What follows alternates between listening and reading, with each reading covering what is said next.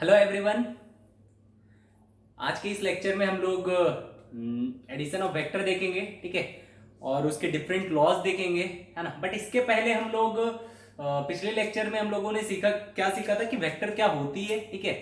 जितनी physical quantities होती है उन्हें दो पार्ट में बांटा गया, स्केलर और वेक्टर में, है ना। स्केलर क्वांटिटीज वो क्वांटिटीज होती हैं जिन्हें डिफाइन करने के लिए सिर्फ मैग्नीट्यूड चाहिए होती है, बट वेक्टर क्वांटिटीज वो क्वांटिटीज होती है जिन्हें डिफाइन करने के लिए मैग्नीट्यूड प्लस डायरेक्शन दोनों चाहिए होती है, ठीक है। साथ ही साथ क्या ये जरूरी है कि किसी क्वांटिटी के पास अगर मैग्नीट्यूड है और डायरेक्शन है तो वो वेक्टर ही होगा? ये जरूरी नहीं है। वेक्टर होने के लिए एक खास चीज उसे फॉलो करनी पड़ती है, that is vector law of addition, ठीक है, जो कि आज हम लोग यहां देखेंगे, है ना। और वहां पे कुछ कुछ चीजें हमने सीखी थी कि वेक्टर को कैसे रिप्रेजेंट किया जाता है, इक्वल वेक्टर्स क्या होते हैं। वेक्टर को हम लोग स्पेस में किसी भी जगह पे, दैट इज किसी जगह से कहीं पर भी उठा करके रख सकते, बस हमें इतना ध्यान रखना है कि उसकी मैग्नीट्यूड दैट इज लेंथ और उसकी जो डायरेक्शन है वो चेंज ना हो, मतलब हम उसे पैरेलल कहीं पर भी शिफ्ट कर सकते हैं, है ना। तो ये सारी चीजें हमने पिछले लेक्चर्स में सीख थी। और साथ ही साथ हमने ये भी देखा था कि जो एंगल्स बिटवीन द वेक्टर होता है वो क्या होता है हमारा, कि अगर दो वेक्टर के बीच का एंगल चाहिए तो हम दोनों वेक्टर को टेल टू टेल मिला देंगे, है ना, और उनके बीच का जो एंगल होगा वो एंगल बिटवीन द वेक्टर्स होगा। बट कौन सा एंगल सर? वहां तो दो एंगल होंगे, एक छोटा एंगल होगा और एक बड़ा एंगल होगा, है ना, दैट इज क्लॉकवाइज और एक एंटी क्लॉकवाइज। तो हम लोग वो वाला एंगल लेंगे जो हमारा स्मॉलर होगा, ठीक है। तो इतनी सारी बातें हमने पिछले लेक्चर्स में की थी। चलिए देखिए, addition of vectors, addition of vector, ठीक है।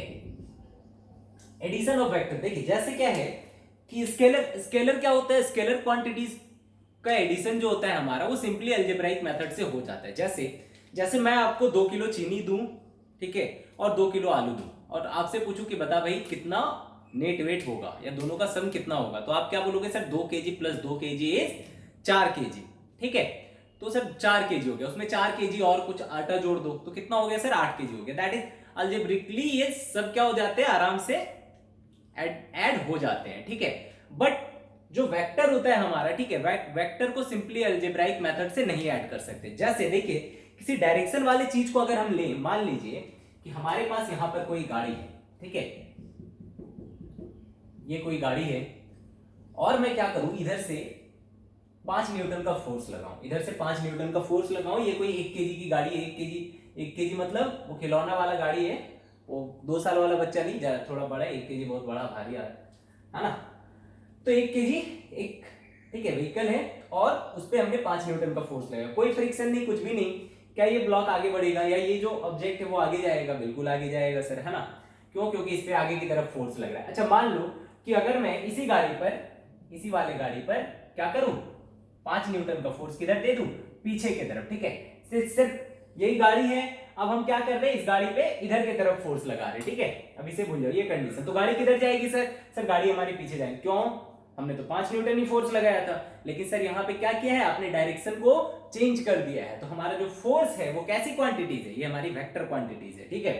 तो सोचो कि अब मैं क्या करता हूं, अब मैं ये जो 5 न्यूटन इधर लग रहा था उतना ही फोर्स क्या करूं, अभी यहाँ पे 5 न्यूटन इधर लग रहा है और 5 न्यूटन मैं इधर से लगा दूं।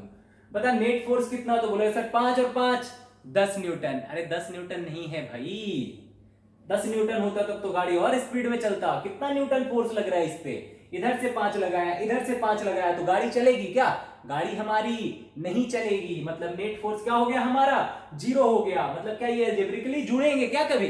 तो vector addition, that is vector जो क्वांटिटीज होती है वो सिंपली अलजेब्रिक मेथड से नहीं जुड़ती। इनके लिए एक अलग मेथड होता है, that is addition of vector. यहाँ पे अलग अलग लॉज होते हैं जिसे हमें यहाँ पर अभी सीखना है, ठीक है। तो पहला चीज तो ये समझ आया कि भाई हम अलजेब्रिकली जोड़ करके नहीं बता सकते, है ना, कि भाई साहब ये नेट फोर्स कितना होगा। अगर मान लो मैं 5 इधर ना लगा करके, मैं 5 इधर ना लगा करके इधर लगाता, तो तब आप बोलते सर 5 और 5 10 न्यूटन नेट। और अगर इधर 5 लगाता तो आप बोलते सर 5 और 5 एक दूसरे को अपोज कर दिया तो 0। लेकिन सर 5 तो हमने उधर भी लगाया था और एक बार 5 इधर से लगाया, ठीक है। तो ये क्या हो रहा है, ये क्या कर रहा है, एक दूसरे फोर्स को कैंसिल कर दे रहा है। मतलब यहाँ पे क्या हो जा रहा है, डायरेक्शन चेंज कर दे रहे हैं, है ना। तो उन दोनों का एडिशन किस में हो जा रहा है, सब्ट्रैक्शन में कन्वर्ट हो जा रहा है। ठीक है, तो देखो तो क्या है कि इसमें डायरेक्शन हमारा मैटर कर जाता है जोड़ते टाइम। ठीक है, इसलिए वेक्टर को ऐड करने के लिए अलग मेथड है। चलिए देखते हैं। मान लो क्या है कि आप एक पॉइंट ए पॉइंट पर हो, ठीक है, यहां से चले कहां पहुंचे, बी पॉइंट पर पहुंचे। ठीक है, तो अगर मैं डिस्प्लेसमेंट पूछूं यहां से तो आप बोलोगे सर डिस्प्लेसमेंट होगा ए बी, ए से बी तक ये हमारा डिस्प्लेसमेंट होगा।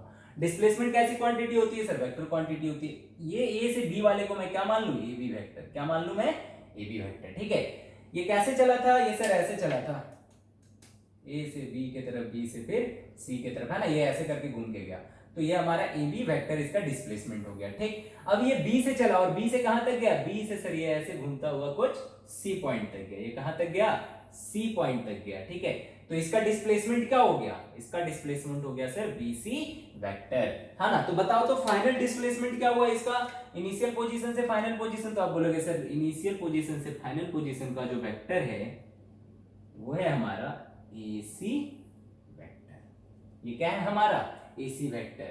ध्यान से देखो तो क्या, this displacement plus this displacement is this displacement, है ना, मतलब क्या है, ये हमारा क्या हो गया, एसी वेक्टर। तो वेक्टर लॉ क्या बोलता है हमारा कि एडिशन ऑफ ऑल डिस्प्लेसमेंट, है ना, that is AB vector plus BC vector, ये क्या हो जाएगा, नेट रिजल्टेंट वेक्टर के बराबर हो जाएगा, that is AC vector.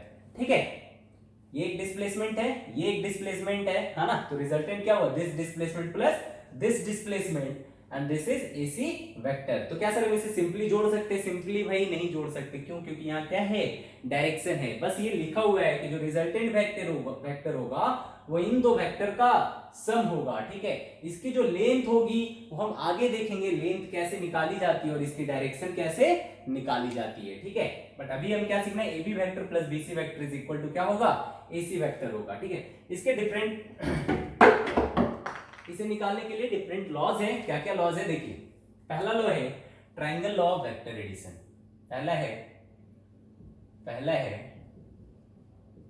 Triangle law of vector addition.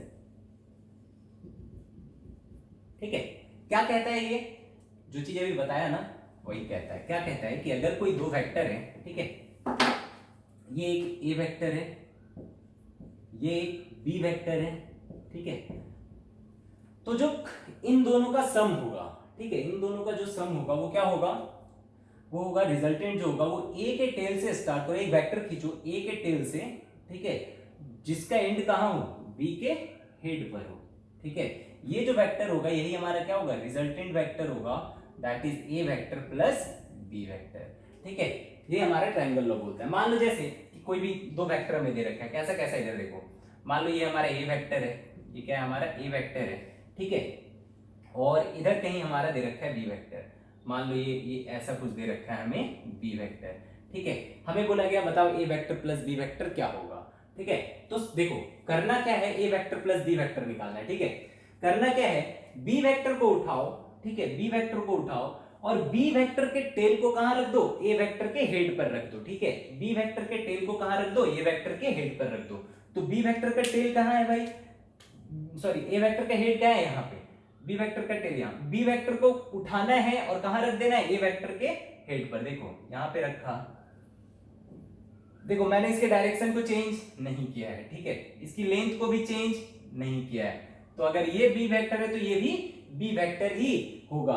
तो रिजल्टेंट क्या होगा, that is A vector plus B vector. अब क्या लिखेंगे, A vector plus B vector जो होगा हमारा वो वेक्टर होगा, है ना, या फिर आप एक लाइन खींचो, ठीक है, कहां से कहां तक, ए के टेल से लेकर के बी के हेड तक।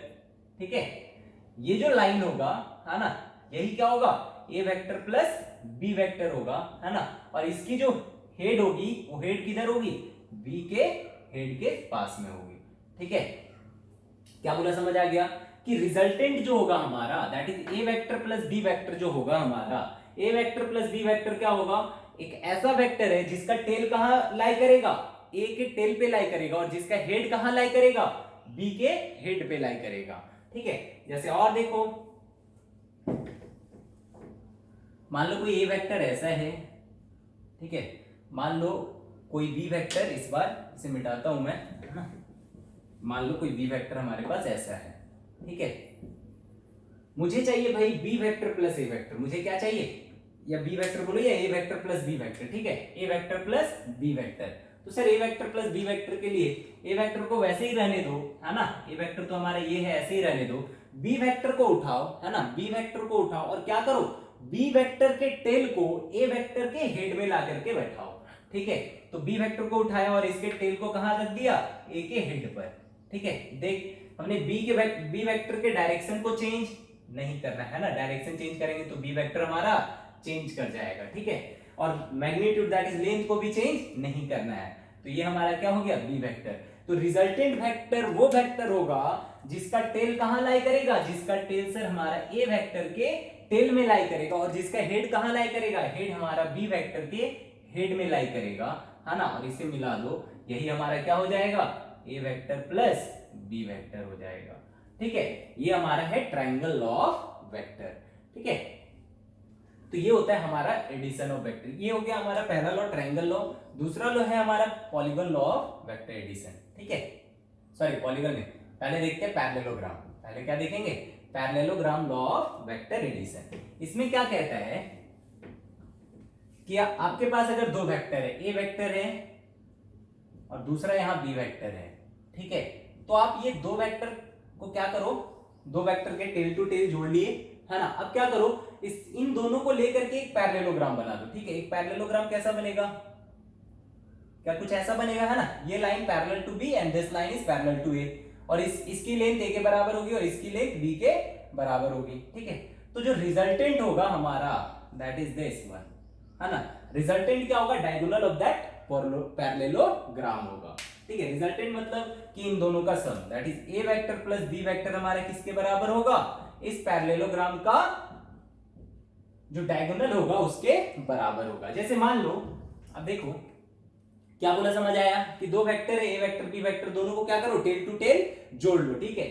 ट्रायंगल लॉ में क्या करते थे, बी वेक्टर को किससे जोड़ते थे, बी वेक्टर के टेल को ए वेक्टर के हेड से जोड़ते थे, और रिजल्टेंट क्या होता था, that is A vector plus B vector क्या होता था हमारा, ए का टेल से, दैट इज रिजल्टेंट का टेल कहां लाई करेगा, ए के टेल में, और रिजल्टेंट का हेड कहां लाई करेगा, बी के हेड में, है ना, और उन दोनों पॉइंट को मिलाता हुआ जो लाइन होगा that will be our resultant A vector plus B vector. But parallelogram में क्या है, पहले क्या करो, ए वेक्टर बी वेक्टर के टेल और टेल को जोड़ दो, है ना, उसके बाद क्या कर लो, एक पैरेललोग्राम बना लो, और उस पैरेललोग्राम का जो रिजल्टेंट होगा वही रिजल्टेंट क्या होगा, A vector plus B vector होगा, ठीक है।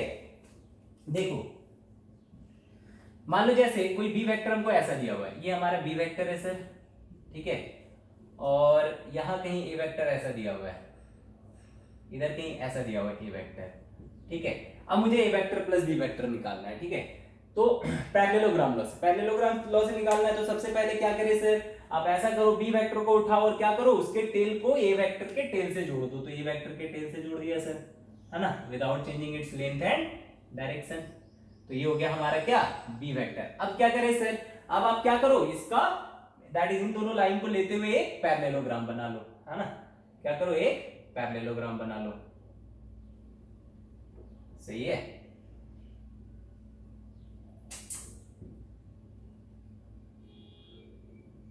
है ना, ये क्या बन गया हमारा एक पैरेललोग्राम, और ये जो रिजल्टेंट होगा, ये जो रिजल्टेंट होगा वही हमारा क्या होगा, A vector plus B vector. अगर मैं ध्यान से आपको दिखाऊं ना, तो ये भी हमारा क्या है, ट्रायंगल लॉ ऑफ वेक्टर ही है। ये देखो, ये अगर बी वेक्टर है, ये अगर बी वेक्टर है, तो बता दो ये क्या है, ये क्या है हमारा सर, ये भी तो हमारा बी वेक्टर ही है। ये क्या है, ये भी तो बी वेक्टर ही है। देखो तो बी वेक्टर का टेल कहां, ए के हेड में है, और बी वेक्टर का हेड यहां पर है, तो जो रिजल्टेंट का टेल है वो ए के टेल पे लाई कर रहा है, और रिजल्टेंट का हेड बी के हेड पर लाई कर रहा है ना। तो बेसिकली ये सारे लॉज जो आते हैं वो आते कहां से हैं, एक बेसिक लॉ होता है, ठीक है, उसी को मॉडिफाई किया जाता है ना, और एक नया लॉ का नाम दे दिया जाता है। बट ये आए किससे है, triangle law of vector addition से ही आया है। तो ये हो गया हमारा क्या, पैरेललोग्राम लॉ। पैरेललोग्राम लॉ में क्या सीखा हमने कि दोनों का क्या करो, टेल टू टेल जोड़ो, उसके बाद क्या करो, उन दोनों लाइन को लेते हुए पैरेललोग्राम बना लो। पैरेललोग्राम का जो डायगोनल होगा वही इसका resultant that is sum of two vector होगा, ठीक है। चल अब देखो, मैं करता हूं सब्ट्रैक्शन ऑफ वेक्टर। ठीक है कि सर ठीक है एडिशन तो आपने बता दिया, बट सब्ट्रैक्शन कैसे करेंगे दो वेक्टर का, है ना, दो वेक्टर का सब्ट्रैक्शन कैसे करेंगे। ठीक है, तो वेक्टर में सब्ट्रैक्शन जैसी कोई चीज नहीं होती, दैट इज कि सब्ट्रैक्शन के लिए कोई अलग मेथड नहीं बताया गया है। ठीक है, इसमें क्या है, इसमें एडिशन को ही लेते हुए हम लोग सब्ट्रैक्शन का काम निकालते हैं। जैसे देखो मान लो कि अगर ये मेरा क्या है बी वेक्टर या ए वेक्टर है, ठीक है, तो बताओ तो माइनस ए वेक्टर कैसे लिखेंगे, बताओ। माइनस ए वेक्टर में क्या होगा सर, क्या सर आप -1 से मल्टीप्लाई कर रहे हो ना सर, तो -1 से मल्टीप्लाई करोगे तो 1 से मल्टीप्लाई करोगे तो मैग्नीट्यूड तो चेंज करेगा नहीं, है ना। -1 से मल्टीप्लाई करोगे तो 1 के कारण तो मैग्नीट्यूड चेंज करेगा नहीं, बट माइनस के कारण क्या हो जाएगा, डायरेक्शन आपका उल्टा हो जाएगा और ये हमारा क्या हो जाएगा, माइनस ए वेक्टर हो जाएगा। बात समझ आई। ठीक है, ये हमने कल बताया था आपको कि अगर किसी पॉजिटिव न्यूमेरिकल वैल्यू से हम वेक्टर को मल्टीप्लाई करते हैं तो क्या करता है, वो उतने टाइम्स वेक्टर को इंक्रीज कर देता है ना, उसके मैग्नीट्यूड को इंक्रीज कर देता है, बट उसके डायरेक्शन को चेंज नहीं करता। लेकिन अगर माइनस ऑफ न्यूमेरिकल वैल्यू से अगर हम उसे मल्टीप्लाई करते हैं तो वो क्या करता है, उतने टाइम्स मैग्नीट्यूड तो इंक्रीज करता ही है, बट जो नेगेटिव साइन होता है वो नेगेटिव साइन क्या कर देता है, उसके डायरेक्शन को ऑपोजिट कर देता है। ठीक है, तो ये है हमारा। तो देखो जैसे मान लो मुझे a प्लस बी वैक्टर निकालना था, ठीक है, तो ये मान लो a वेक्टर है, ठीक, और ये हमारा b वेक्टर है। ठीक है, तो ये क्या हो गया हमारा a vector plus b vector, a vector plus b vector. मान लो मुझे क्या निकालना है, a vector minus b vector निकालना है। क्या निकालना है हमें, हमसे पूछा क्या, बताओ भाई a vector minus b vector कैसे लिखेंगे। तो ध्यान से देख, तो ये क्या लिखा हुआ है, ये लिखा हुआ है a vector plus of minus b vector. देखो तो यही लिखा हुआ है क्या। अब सोच हम माइनस b वेक्टर पता कर सकते हैं क्या, बिल्कुल पता कर सकते हैं सर। ये b वेक्टर है अगर, तो माइनस b वेक्टर क्या यहां होगा, minus B vector that is ऐसा कुछ होगा, है ना, माइनस बी वेक्टर ऐसा कुछ होगा, है ना। तो अब हम क्या करें, अब देखो अब मुझे क्या करना है, ए वेक्टर और माइनस बी वेक्टर का एडिशन निकालना है ना, ए वेक्टर और माइनस बी वेक्टर का एडिशन निकालना है। तो क्या करें सर, अगर इन दोनों का एडिशन निकालना है तो देखो क्या ए वेक्टर हमारा ऐसा हो गया, हाँ सर ए वेक्टर तो ये है, ठीक है, और माइनस बी वेक्टर कौन सा होगा सर, माइनस बी वेक्टर तो इधर है ना। और पैरेललोग्राम लॉ में क्या बोलता है कि जो जिस वेक्टर का एडिशन निकालना है उसके टेल को क्या करो, पहले वाले वेक्टर के टेल से ला करके जोड़ दो। ये क्या है हमारा माइनस बी वेक्टर, और इसका जो रिजल्टेंट होगा, है ना, इसका जो रिजल्टेंट होगा, सॉरी इसका जो डायगोनल होगा वही क्या होगा, इन दोनों वेक्टर का सम होगा। ठीक है, ये देख ये डायगोनल क्या हो जाएगा हमारा, A vector plus of minus B vector.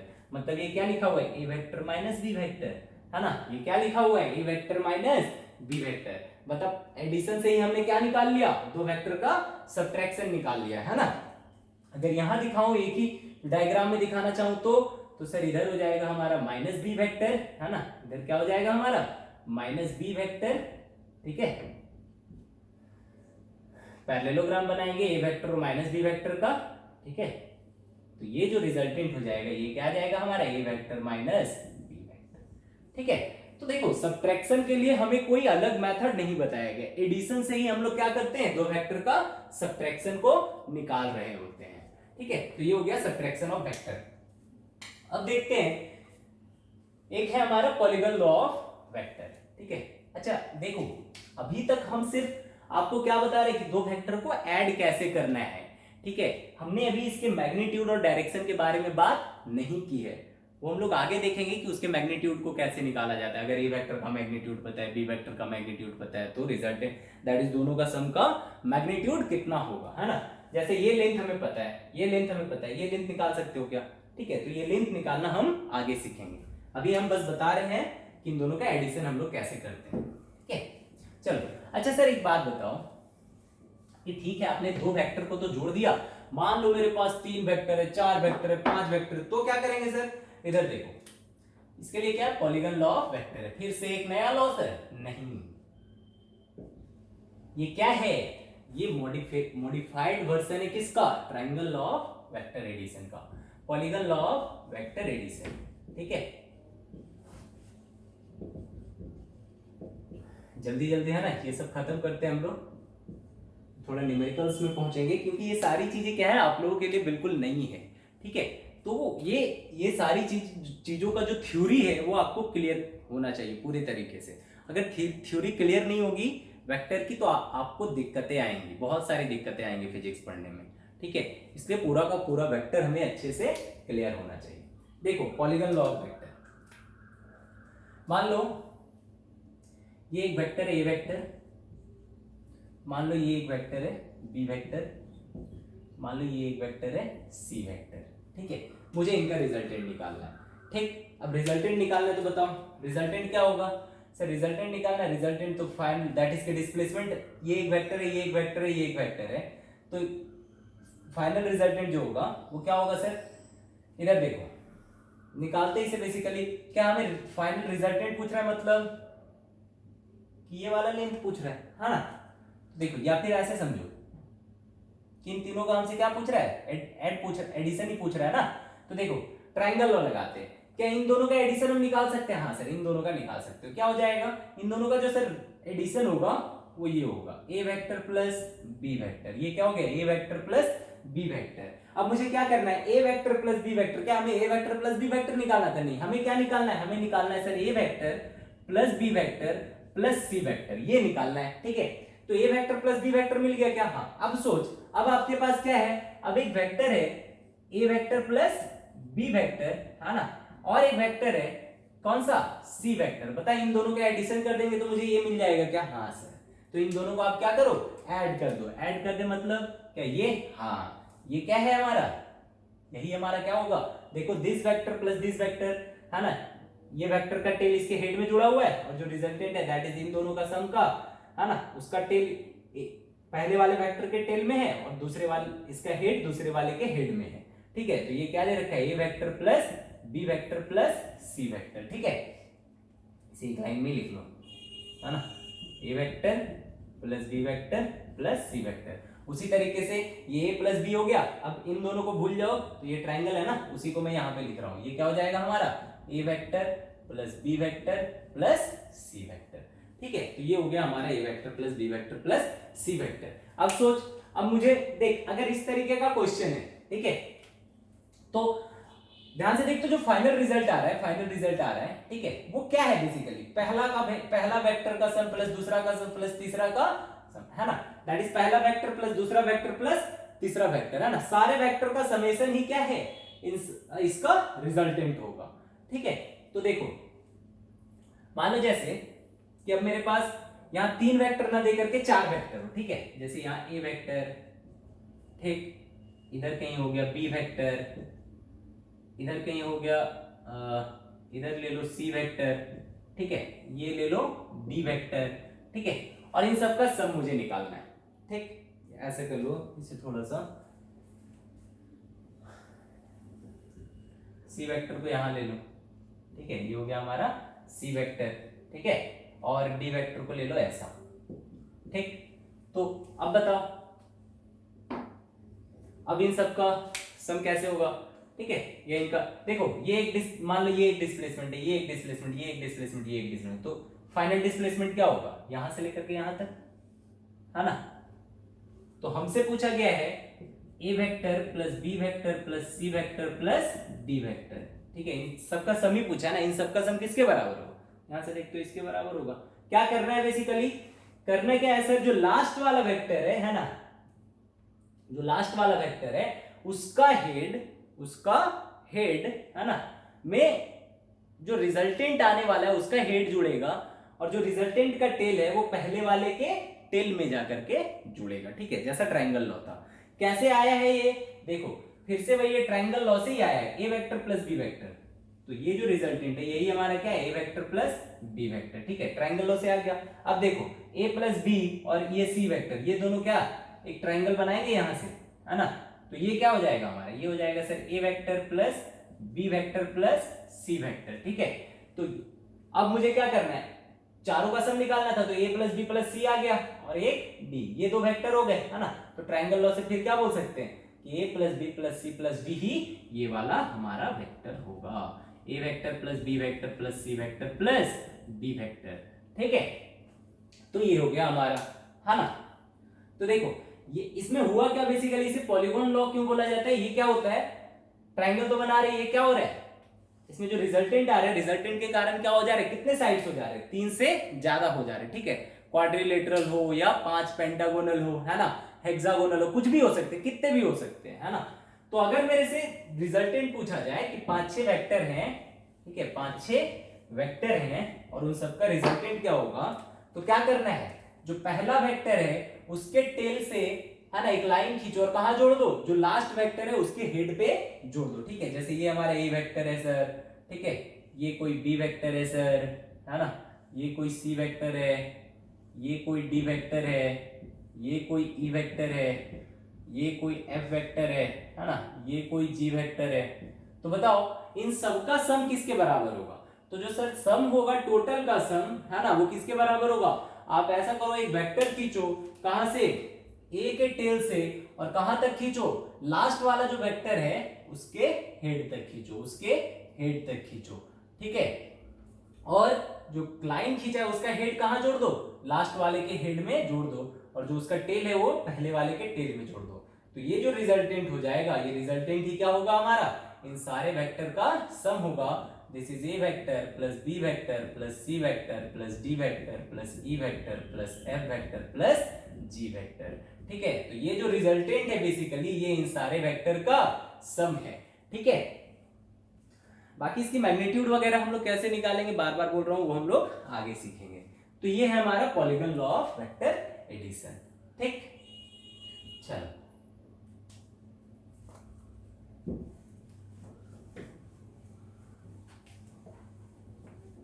अच्छा, तो एक बात बताओ कि मान लो एक वेक्टर ऐसा है, ए वेक्टर, ये एक वेक्टर है बी वेक्टर, ये एक वेक्टर है सी वेक्टर, और ये एक वेक्टर है डी वेक्टर।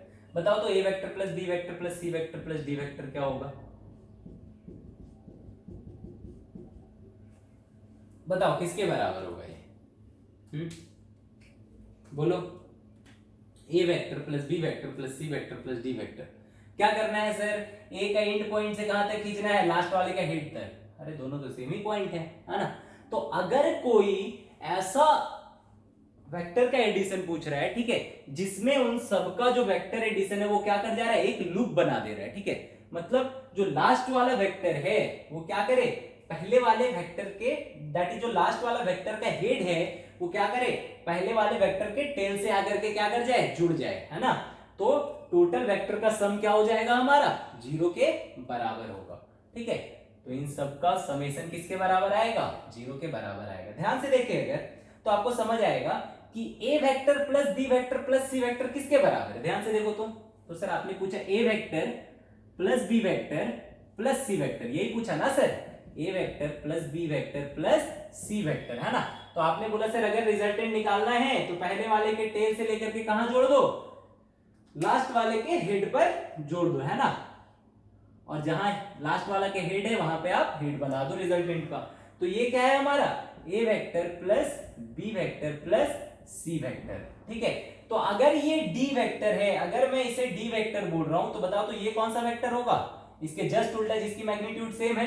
क्या सर ये माइनस डी के बराबर है, ये किसके बराबर है, माइनस डी वेक्टर के बराबर। मतलब ये क्या लिखा हुआ है, ये लिखा हुआ है minus D vector plus D vector, है ना।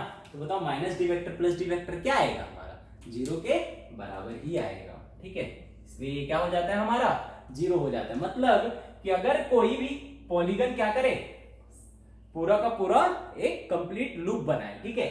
जैसे मान लो ये हमारा ए वेक्टर है, बी वेक्टर है, सी डी, है ना, ई वेक्टर। अब बताओ तो इन सबका सम क्या हो जाएगा, ठीक है, बताओ इन सबका सम क्या होगा, A vector plus B vector plus C vector plus D vector plus E vector, है ना। तो क्या सर ये पूरा का पूरा एक लूप बना रहा है, हाँ ये क्या बना रहा है, एक लूप बना रहा है। अगर लूप बना रहा है मतलब लास्ट वाले वेक्टर का जो हेड है वो पहले वाले वेक्टर के टेल से आकर के क्या हो गया, जुड़ गया। अब बताओ तो रिजल्टेंट खींचना हो तो यहां से इसका टेल से इसका हेड तक ही खींचते ना। तो बताओ दोनों सेम पॉइंट पे है, तो रिजल्टेंट क्या आएगा, दैट इज सबका सम क्या आएगा हमारा, 0 के बराबर आएगा, ठीक है। तो A vector plus B vector plus C vector plus D vector plus E vector, ये किसके बराबर आया हमारा, 0 के बराबर आया, ठीक है। चलो इसको भी इसी तरीके से देख सकते थे। देखो A vector plus B vector plus C vector plus D vector, अगर इन चारों का सम पूछता मैं तो आप क्या बोलते सर इन चारों का सम सर इसे भूल जाओ, ये नहीं होता, तो इन चारों का सम क्या होता, ये वाला वेक्टर होता। और ये वेक्टर को ध्यान से देख, अगर ये ई वेक्टर है तो ये कौन सा वेक्टर है, ये माइनस ई वेक्टर है, मतलब A B C D is basically minus E vector, minus E plus E क्या देगा हमें, 0 देगा। ठीक है, चलो तो ये हो गया हमारा polygon law of vector addition. ठीक है सर, अब क्या देखेंगे, अब देखते हैं हम लोग सम प्रॉपर्टीज, है ना, सम प्रॉपर्टीज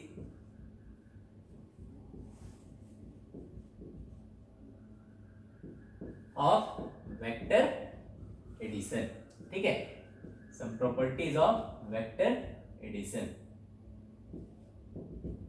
है ना। देखिए क्या क्या प्रॉपर्टीज है।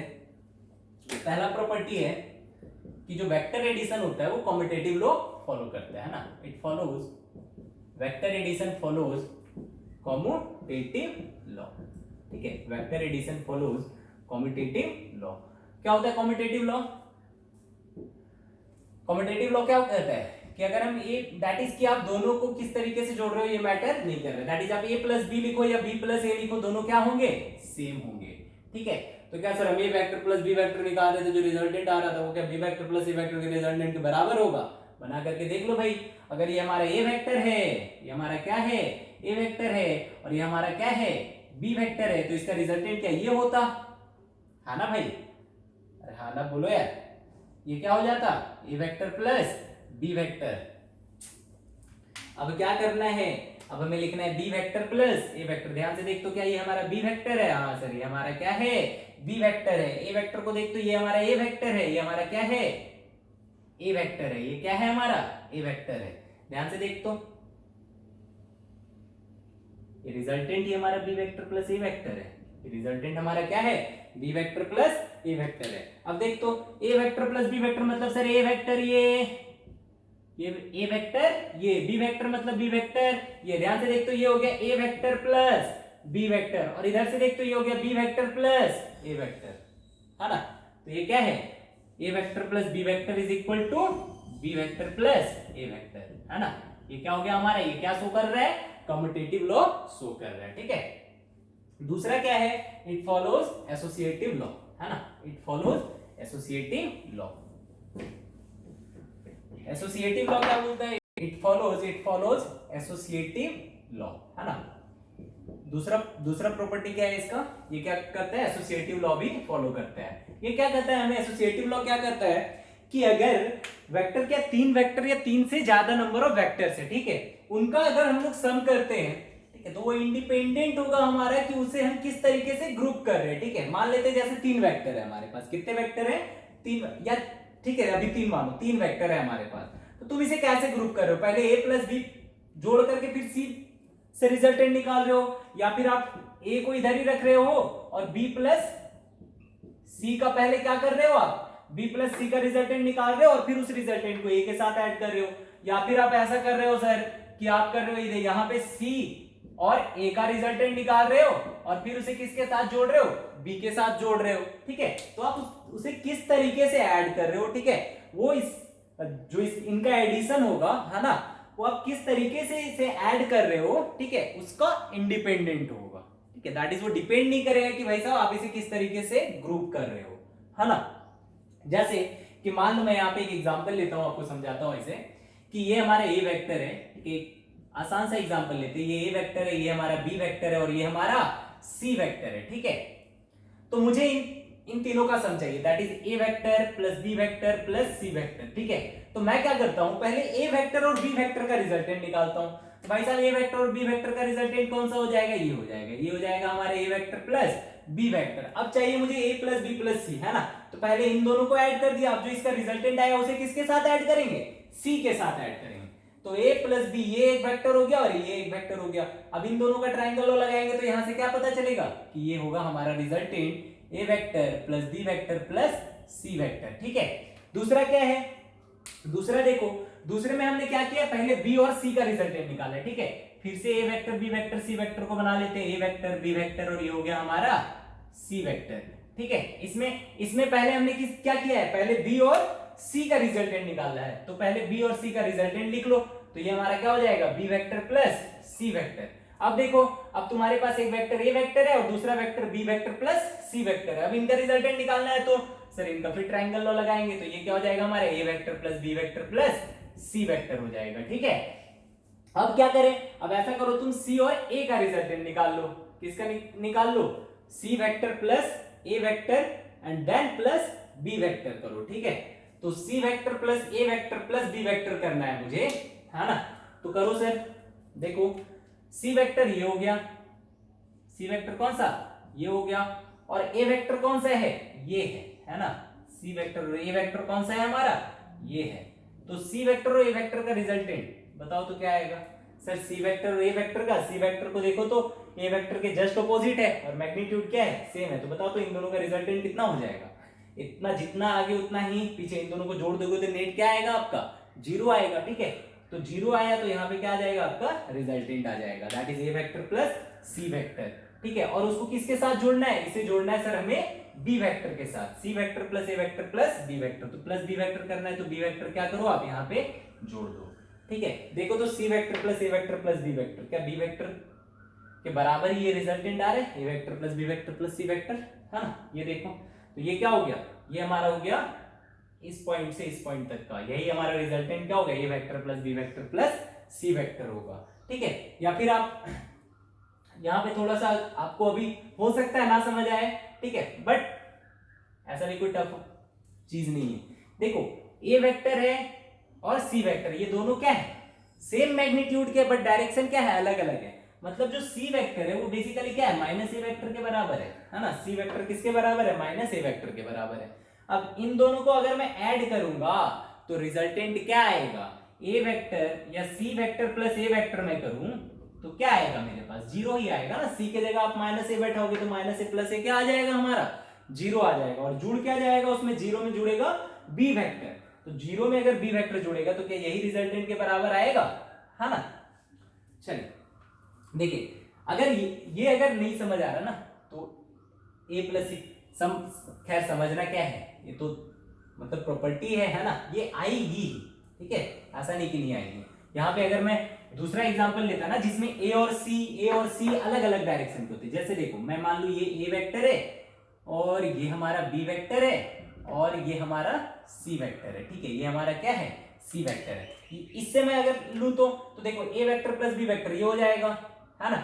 और फिर ये हो गया A vector plus B vector और resultant A vector plus B vector plus C vector, यही हमारा रिजल्टेंट, नेट रिजल्टेंट आता है इन तीनों का सम, है ना। A vector plus B vector plus C vector. ठीक है, अब देखो, अब दूसरी बार क्या किया, बी और सी का निकालना है, तो बी और सी का निकालना है तो फिर से बनाओ A vector B vector C vector. ठीक है, A vector B vector C vector, B और सी का रिजल्टेंट निकाल लो आगे, तो सर ये हो गया बी और सी का रिजल्टेंट। अब उसको किसके साथ जोड़ना है, ए के साथ, तो ए और बी प्लस सी। देखो तो सेम आ रहा है क्या रिजल्टेंट, हाँ सर सेम आ रहा है। ठीक है, नेक्स्ट टाइम क्या करना है, सी और ए को निकालना है। तो देखो सी और ए का निकालना है, तो सी का देखो, सी अभी ए से जुड़ा हुआ है क्या, नहीं।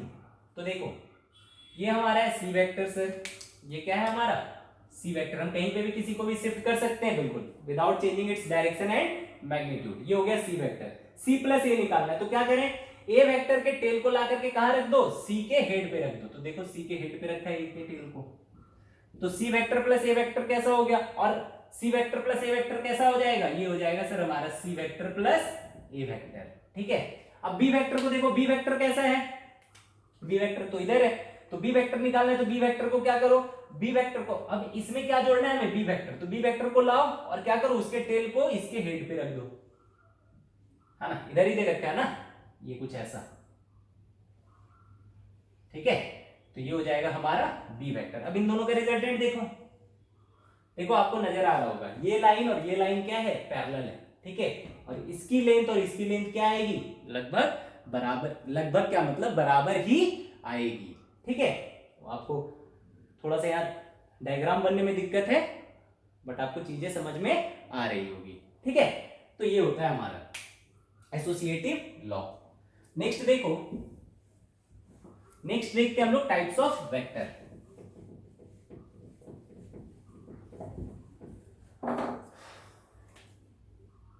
Types of vector. ठीक है, इसमें ज्यादा टाइम वेस्ट नहीं करते, है ना। देखो इसमें पहला टाइप जो होता है that is parallel vector.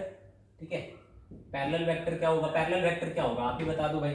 Parallel vector मतलब कि वैसे वेक्टर जिनकी डायरेक्शन क्या हो, सेम हो। डायरेक्शन मतलब जैसे ये एक वेक्टर है, ये वेक्टर, ठीक है, और एक वेक्टर है ये वाली बी वेक्टर। ठीक, क्या ये दोनों पैरेलल है? हाँ सर, ये दोनों पैरेलल है। मान लो इन दोनों की मैग्नीट्यूड भी सेम है, इन दोनों की मैग्नीट्यूड भी क्या है, सेम है। तो A vector is equal to B vector. यहाँ पे ए वेक्टर किसके बराबर है, बी वेक्टर के बराबर है। ठीक है, बराबर है मतलब दोनों की डायरेक्शन भी क्या है, सेम है, तो दोनों क्या है, पैरेलल वेक्टर है। ठीक है, पैरेलल वेक्टर मतलब क्या, दोनों का इक्वल होना जरूरी नहीं। पैरेलल मतलब कि दोनों की डायरेक्शन सेम होनी जरूरी है। ठीक है, जैसे ये हमारा अगर कोई वेक्टर ए वेक्टर है और ये हमारा कोई वेक्टर बी वेक्टर है, क्या ये दोनों पैरेलल वेक्टर है सर? हाँ। क्या ये दोनों इक्वल वेक्टर है? ये दोनों इक्वल वेक्टर नहीं है, बट क्या दोनों पैरेलल वेक्टर हैं? हाँ सर, दोनों पैरेलल वेक्टर हैं। A vector is parallel to B vector, but A vector is not equal to B vector. क्यों नहीं इक्वल है? क्योंकि इसका मैग्नीट्यूड इसके बराबर नहीं है। तो ये हो गया हमारा पैरेलल वेक्टर। ठीक है, क्या ये दोनों भी पैरेलल है? ये हो गया ए वेक्टर, है ना, ये हो गया हमारा बी वेक्टर। क्या ये दोनों भी पैरेलल है? हाँ सर, ये दोनों भी पैरेलल वेक्टर है। ठीक है, नेक्स्ट देखो एंटी पैरेलल वेक्टर। नेक्स्ट क्या है हमारा, anti parallel vector. Anti parallel क्या हो जाएगा बताओ? एंटी पैरेलल वेक्टर का मतलब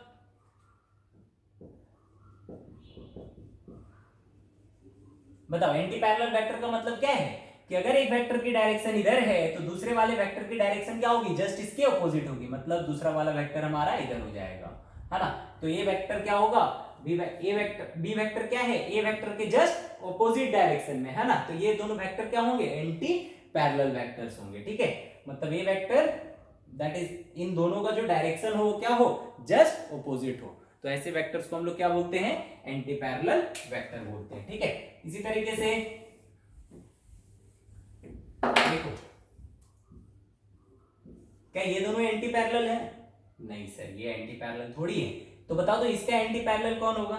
ये ए वेक्टर है, ये बी वेक्टर। बताओ ए वेक्टर का एंटी पैरेलल, ए वेक्टर का एंटी पैरेलल खींचना है सर, तो क्या करो, इसके पीछे दैट इज ऐसा कोई वेक्टर लो जिसकी डायरेक्शन क्या हो, उसके डायरेक्शन के जस्ट ऑपोजिट हो। ये हमारा क्या हो जाएगा, ए वेक्टर का एंटी पैरेलल। क्या ये बी का एंटी पैरेलल है? नहीं, ये क्या है, ए वेक्टर का एंटी पैरेलल है। इसे सी वेक्टर मान लो।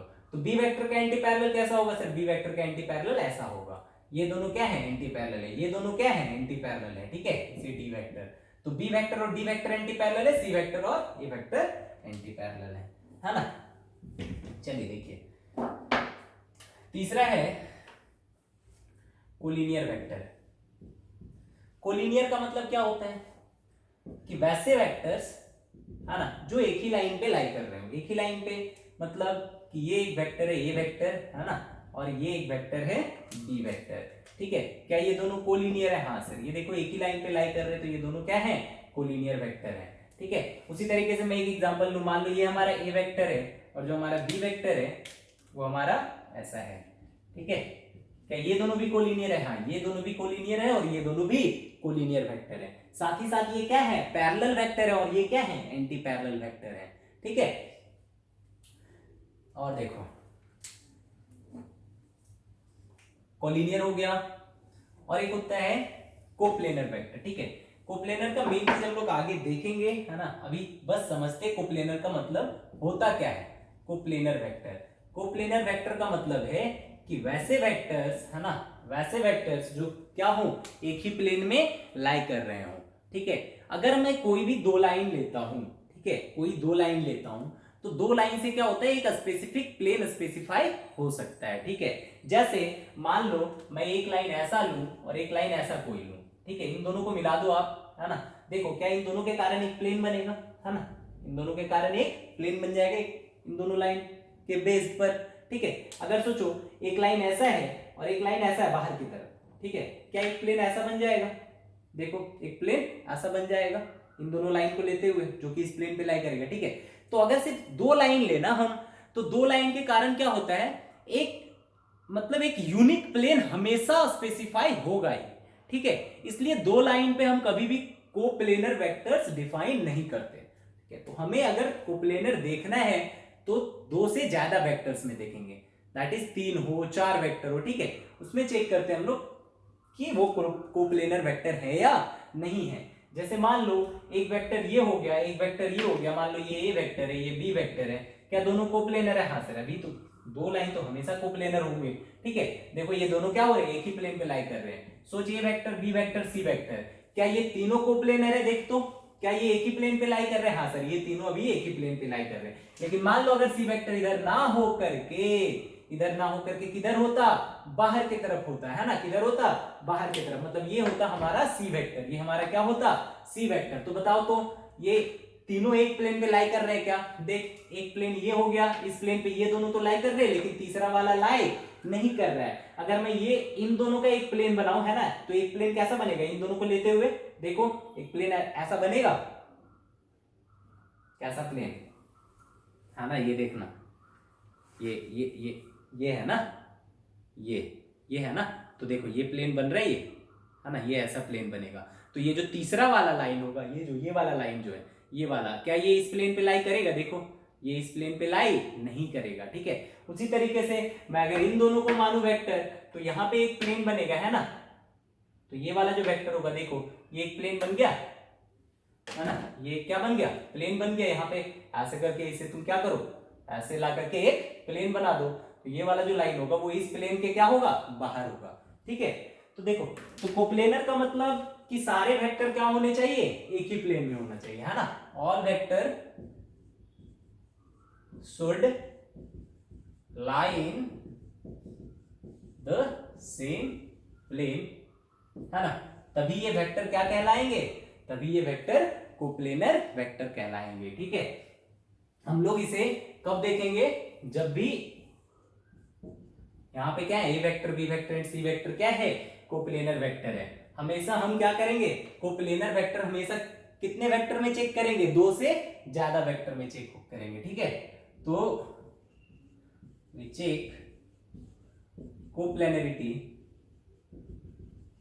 of vectors, है ना, when there is three or more number of vectors, है ना, there is three or more number of vectors, that is 3 या 3 से ज्यादा वेक्टर हो, तभी हम लोग कोप्लेनरिटी चेक करेंगे, अदरवाइज कोप्लेनरिटी चेक नहीं करेंगे। क्यों? क्योंकि एक लाइन तो प्लेन डिफाइन कर नहीं सकता, और दो लाइन के कारण हमेशा कोई ना कोई एक स्पेसिफिक प्लेन होगा ही, ठीक है। चलिए, ये हो गया हमारा कोप्लेनर वेक्टर, चौथा नंबर। पांचवा नंबर क्या होगा? पांचवा नंबर है हमारा unit vector, that is important, ठीक है, इसे ध्यान में रखना है। यूनिट वेक्टर क्या होता है हमारा? देखो यूनिट वेक्टर क्या होता है? यूनिट वेक्टर ऐसे वेक्टर्स होते हैं जिनकी मैग्नीट्यूड क्या हो? 1 हो। ऐसे वेक्टर्स को क्या बोलते हैं हम लोग? यूनिट वेक्टर बोलते हैं, ठीक है। द वेक्टर whose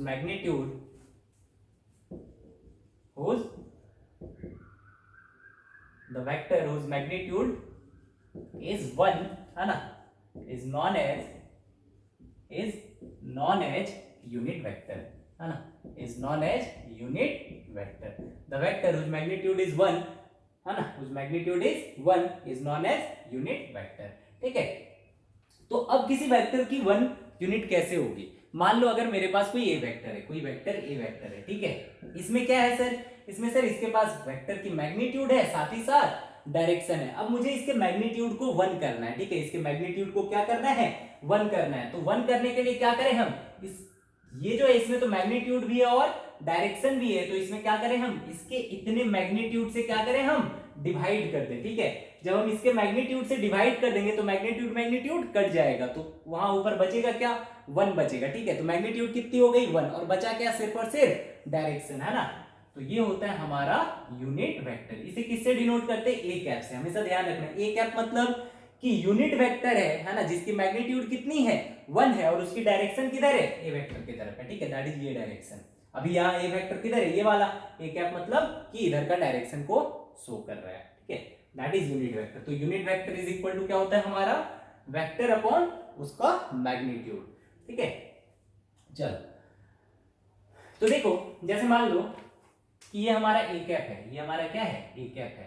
ठीक, ये क्या है हमारा ए कैप। ए कैप मतलब कि इसकी मैग्नीट्यूड कितनी है, 1 है ना, और डायरेक्शन इधर की तरफ। तो मेरे से अगर पूछा जाए 2 ए कैप कितना हो, या 2 ए कैप का लाइन खींचो, तो क्या करेंगे हम, इसका 2 गुना क्या करें, लाइन खींच दें, है ना, विदाउट चेंजिंग इट्स डायरेक्शन। तो ये क्या हो जाएगा हमारा 2 ए कैप। अगर मेरे से 3 ए कैप पूछे तो मैं इसका 3 गुना लाइन खींच दूंगा, और ये क्या हो जाएगा हमारा 3 ए कैप। अगर मेरे से -3 ए कैप पूछे तो मैं क्या करूंगा, 3 गुना खींच दूंगा और उसका डायरेक्शन किधर कर दूंगा, उल्टा कर दूंगा। ठीक है, तो ये है हमारा यूनिट वेक्टर का इंपॉर्टेंस, कि यूनिट वेक्टर में आप न्यूमेरिकल वैल्यू जितना मल्टीप्लाई करोगे, है ना, वो उतना टाइम्स क्या होगा, बढ़ता जाएगा। ठीक है, 1 2 3 4। ठीक है, ये इंपॉर्टेंस होता है तुम्हारा यूनिट वेक्टर का। सिंपली अगर दो यूनिट का चाहिए तो उसमें 2 मल्टीप्लाई कर दो, अगर 5 यूनिट लेंथ चाहिए तो उसमें कितना मल्टीप्लाई कर दो, 5 मल्टीप्लाई कर दो। ठीक है, चलो तो ये हो गया हमारा यूनिट वेक्टर। ठीक है, अब देखो कुछ स्पेसिफाइड यूनिट वेक्टर्स हैं, है ना, जिसका हम लोग फिजिक्स में बहुत ज्यादा यूज करते हैं। ठीक,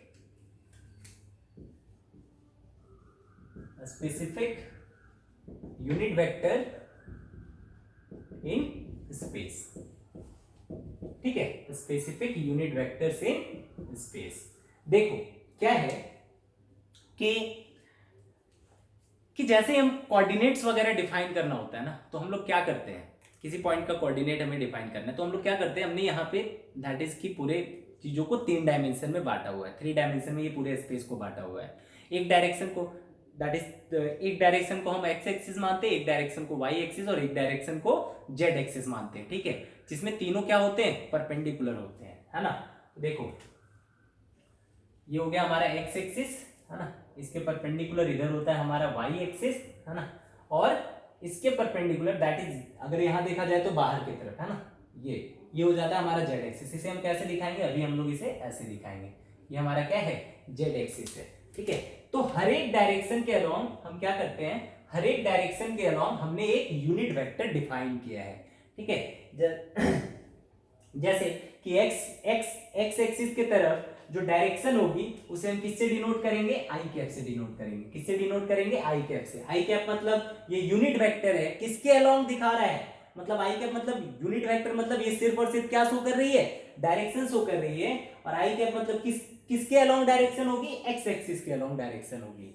ठीक है, अगर मुझे वाई एक्सिस के अलोंग देखना है तो वाई एक्सिस के लिए हमने इसे एक स्पेसिफिक नेम दिया है, दैट इज जे। ठीक है, और यूनिट वेक्टर है तो जे कैप। ठीक है, मतलब कि जे कैप क्या शो कर रहा है हमें, जे कैप शो कर रहा है डायरेक्शन ऑफ वाई एक्सिस।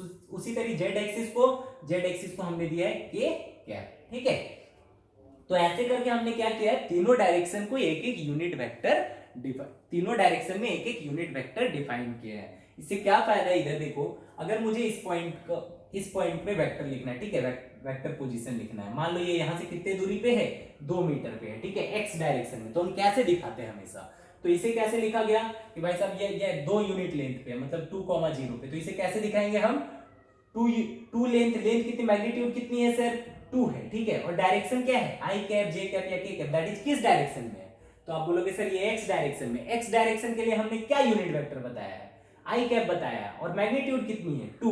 तो आप क्या करो, 2 में क्या करो, पहले तो मैग्नीट्यूड दे दिया, अब डायरेक्शन के लिए क्या करें हम, आई कैप को इसमें मल्टीप्लाई कर दे। ठीक है, क्या हम आई कैप मल्टीप्लाई करेंगे, अगर हम आई कैप मल्टीप्लाई करेंगे तो सोच मैग्नीट्यूड में कोई चेंज आएगा क्या, नहीं सर, मैग्नीट्यूड में कोई भी चेंज नहीं आएगा। तो यूनिट वेक्टर का काम क्या होता है, यूनिट वेक्टर का काम होता है उसके डायरेक्शन को स्पेसिफाई करना। ठीक है, सिर्फ और सिर्फ उसके डायरेक्शन को स्पेसिफाई करना। तो किसी तरीके से हम मैग्नीट्यूड पता कर ले, है ना, और उधर के डायरेक्शन का अगर मुझे यूनिट वेक्टर है तो उसमें टच कर दो तो उसका वेक्टर पता चल जाएगा। ठीक है, अगर मान लो मुझे इस पॉइंट का लिखना है जो कि यहां से क्या है 3 मीटर की दूरी पे, दैट इज 3 यूनिट की दूरी, 0,3। ठीक है, तो बताओ यहां पे क्या लिखेंगे, ओरिजिन से इसका वेक्टर क्या लिखोगे आप बोलोगे सर मैग्नीट्यूड 3 है, मैग्नीट्यूड कितनी है, 3 है, और डायरेक्शन क्या है, बताओ डायरेक्शन क्या लिखेंगे, ये डायरेक्शन है सर, इसके तरफ यूनिट वेक्टर की डायरेक्शन है जे कैप, तो यहां लिखेंगे 3 जे कैप। मैग्नीट्यूड कितनी 3 और डायरेक्शन दिखाना है तो इधर का डायरेक्शन क्या है जे कैप, तो डायरेक्शन इसमें ला करके मल्टीप्लाई कर देंगे। ठीक है, अगर यहां दिखाना है के कैप के तरफ तो मान लो ये क्या है, ये 0,0,2 है। ठीक है, मतलब x0 y0 और के दैट इज जेड कितना है 2 है, मतलब यहां से यहां तक की लेंथ कितनी दे रखी है 2 दे रखी है, तो इसे हम क्या दिखाएंगे मैग्नीट्यूड कितनी हो गई 2 हो गई। ठीक है, और डायरेक्शन क्या है के कैप, तो ये हो गया हमारा 2 के कैप। ठीक, समझ आ गई बात सबको, है ना, कि यूनिट वेक्टर का क्या इंपॉर्टेंस होता है। दूसरा चीज कि हर एक एक्स एक्सिस वाई एक्सिस और जेड एक्सिस को एक एक यूनिट वेक्टर स्पेसिफाई किया है, जिससे हमें फिजिक्स में क्या होती है काफी आसानी होती है आगे जितनी भी चीजें यूज करेंगे हम लोग, है ना, जो भी मेथड्स वगैरह आगे पढ़ेंगे। ठीक है, तो ये यूनिट वेक्टर्स का बहुत ज्यादा दैट इज यूज आएगा। ठीक है, तो यूज आएगा तो इसके बारे में हमें जानना जरूरी था, इसलिए छोटी सी चीज यहाँ पे बता दी गई ताकि आप लोगों को आगे इसमें दिक्कत ना हो। ठीक है, मैक्सिमम क्वेश्चन जो आएगा ना वो आई जे और के टर्म्स में ही आता है। ठीक है, चलिए तो आज हम लोग इतना ही रखते हैं। ये पूरा का पूरा थ्योरी पार्ट था हमारा, है ना, आज भी थ्योरी में गया, कल भी थ्योरी में गया। जो नेक्स्ट लेक्चर आएगा हमारा उससे हम लोग दैट इज उस समय से हम लोग क्या करेंगे न्यूमेरिकल्स करना स्टार्ट करेंगे। तो जितनी भी थ्योरी पढ़ाई गई है उस पर थोड़ा सा आप कमांड कर लो, है ना, रिवीजन कर लो, लेक्चर्स देख लो, ठीक है, नोट्स बना लो। तो इसमें तो डीपीक्यू आपको नहीं मिलेगा, कोई बहुत ज्यादा प्रॉब्लम्स इसमें होंगे नहीं, थ्योरी बेस्ड है पूरा का पूरा, है ना, और शॉर्ट नोट्स थ्योरी इस पे। ठीक है, ऐसा करेंगे नेक्स्ट लेक्चर कर लेते हैं ना, क्योंकि बहुत ज्यादा थ्योरी है नहीं, समझाने में थोड़ा टाइम लग रहा है, अदरवाइज 2-2 पेज की थ्योरी है, 1-1 पेज की थ्योरी है ना। तो ऐसा करते हैं हम लोग कि जब नेक्स्ट लेक्चर हम लोग कंप्लीट करेंगे उसी में क्या करेंगे इन तीनों लेक्चर्स का एक नोट्स कंप्लीट करके दे दिया जाएगा। ठीक है, तब तक आप इन्हीं सारी चीजों को रिवाइज करिए, है ना, तब तक के लिए all the best, thank you.